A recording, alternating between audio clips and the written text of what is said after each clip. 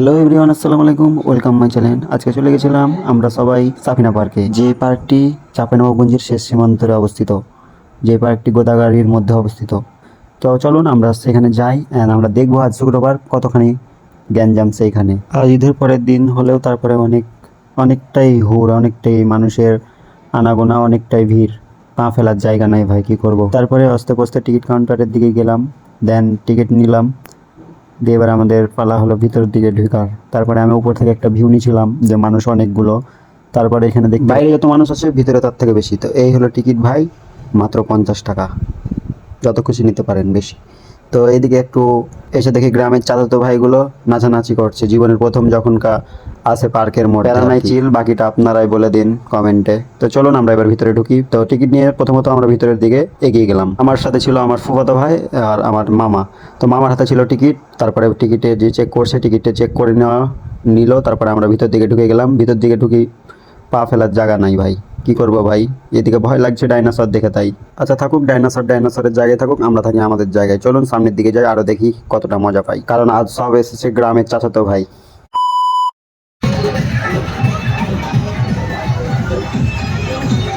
এইবার ঈদে তো কোনো দিকে যাওয়া হয়নি ভাই, তাই আমরা মামা ভাগ্নে 3জন মিলে চলে এলাম সাফিনা পার্কে একা একাই। পার্কে ঢুকে যেখানেই যাচ্ছি ভাই সেখানেই পাচ্ছি ভয়। এই ব্রিজটার অবস্থা দেখেন কি হয়েছে ভাই, আরেকটার জন্য ভেঙে পড়ে যাবে। তাই নিচ দিকে দেখছি উঠে গেছে স্পিরিটে 3-4টা খাসির মতো মোটা মোটা দামড়া দামড়া মেয়ে। আমাকে ভয় লাগছে ভাই, যদি ডুবে যায় তারা। তো তারা দুর্গা, তাদের ব্যাপার, তাদের টাকা দিয়ে উঠছে ভাই, আমাদের কিছু করার নাই। প্যারা নাই চিল, বাকিটা আপনারাই বলে দিন। তো আমরা একদিন করবো এইভাবে এনজয় ভাই। তো আজকে আমরা আপনাদেরকে দেখাবো, সম্পূর্ণ ভিডিওটা দেখবেন। তো এইটা হলো সব থেকে, এই জায়গা থেকে পার্কের লুকটা সব থেকে ভালো ভাই। আপনারা আসবেন, এই জায়গাতে উঠবেন, দেখবেন, মজা পাবেন।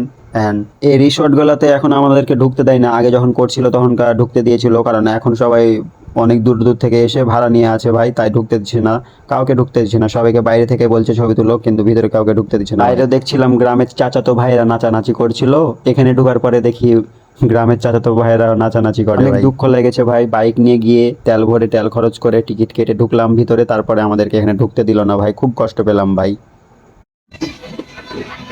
মামা টিকিটে ঢুকলাম, টিকিট কেটে 50 টাকা করে, তারপরে বলে এই জায়গাতে আমাকে ঢুকতে দেবে না, সবই কপাল। তো না ঢুকতে দেখ ভাই, আমাদের কোনো কষ্ট নাই, যদিও কষ্টটা ভিতরে থেকে গেল ভাই, কাউকে বলবো না। তাই এসে দেখি ঝর্ণাটাও বুক করে নিয়েছে গ্রামের চাচাতো ভাই। অনেক কষ্টে গেলাম ঝর্ণার পাশে, কিন্তু ওপরে উঠতে পারলাম না ভাই, কিছু করার নাই। তো এদিকে চলে আসলাম, এদিকে চলে আসে দেখি এইদিকেও অনেক হুড়াহুড়ি আর গ্যাঞ্জাম ভাই, একটাও দোকান ফাঁকা নাই যে দোকানে ঢুকে কিছু দেখবো ভাই। এগুলো জায়গায় গার্লফ্রেন্ড ছাড়া গেলে অপমান হওয়া ছাড়া আর কিচ্ছু নয়। তারপরে এই দিকে এসে দেখি ভাই একটা হাস্যকর জিনিস, এই ট্রেনে ওঠার জন্য লাইন ধইরা চলে গেছে ভাই ওই শেষ মাথা, আমি তো পুরাই অবাক। তারপরে দেখি এই ট্রেনে আছেটা কি, আসলে মেয়েরা এতগুলা লাইন ধরেছে কেন ভাই, বুঝি না ভাই। তারপরে আমি নিজে দেখে অবাক, আপনারা দেখবেন তাহলে বুঝতে পারবেন ভাই।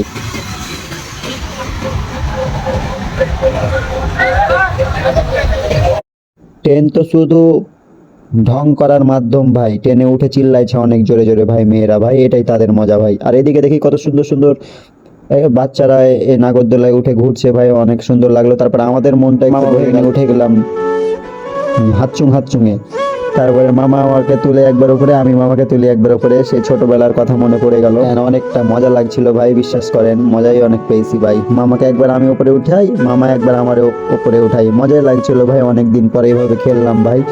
তো যাই হোক, এবার দেখি এইদিকে আরেক গ্রামের চাচাতো ভাইরা নাচানাচি করে, জীবনের প্রথম যখন পার্কে এসে পিকনিক করে ভাই তারা। তো এইদিকে এসে দেখি পানির উপরে নৌকায় মানুষ ভাসছে আর মাটিতে আছে কুমির। আমি বললাম মামা লাড়িয়েন না, তো হাত কামড়ে নিবে। কুমিরের ভয়ে হাত টাইনে লিছে, ভয় পাইছে অনেক ভাই। তা আমি এদিকে এসে দেখি সুইমিং পুলে একত্রে সবাই গোসল করছে ভাই, আমার কিচ্ছু বলার নাই, তাদের লজ্জা শরম কিচ্ছু এখন কেবল শুরুই হয়নি। তো যাই হোক, ওদিক বাদ দিয়ে সূর্যটাকে আমি নিয়েছিলাম, সূর্যটা অনেক ভালো লাগছিল ভাই। যেখানে মাটিতে পা ফেলার জায়গা নাই সেখানে যায় মজা নাই ভাই, কিচ্ছু করার নাই। তাই আমরা বাইরে চলে আসলাম, আর বেশি দেরি করলাম না। মাইকিন করে বলছে এখানে হোটেলে ভালো খাবার পাওয়া যায় ভাই, কিচ্ছু করার নাই ভাই, আমার কষ্ট লাগে ভাই, টাকা নাই ভাই, কি করবো, টাকা নাই। তাই চলে এলাম বাইরে, হোন্ডাতে উঠে গেলাম। এখন আমরা যাব বাড়ির দিকে। সবাই ভালো থাকবেন, সুস্থ থাকবেন, দেখা হবে সামনের ভিডিওতে। তো আমার জন্য সবাই দোয়া করবেন। আল্লাহ হাফেজ।